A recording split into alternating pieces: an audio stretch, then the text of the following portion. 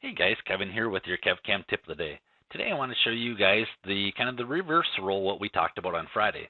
So how to open up your send to project from an employee or from us here at SolidCAM. So you guys will get a file that's emailed to you. That's a zip file. So just go ahead and save that to wherever. Then just extract everything that you have in there. And once this has been extracted, what we're going to do is start off with a post processor, especially if you're getting it back from us and you know that they made a post change. So what you guys can do is just highlight your posts and copy them and put them right into your post files. And they're already in there, so I'll just hit OK. And that way, even you and your coworker are still using that exact same post processor.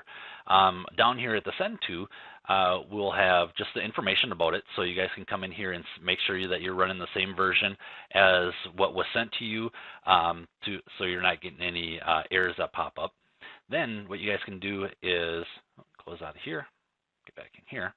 From right then, you can hit the double click the HSS, the PRZ file, and everything will open up for you. Sometimes you guys may have some additional information down here, like the machine.mac, or maybe it says Haas.mac, and it may say the material, so like 6061.mac.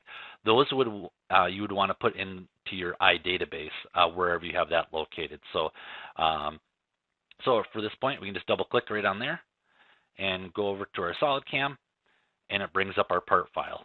So you can just click and drag that PRZ file to overwrite the original one that you had, or you can just save it in a different spot as well.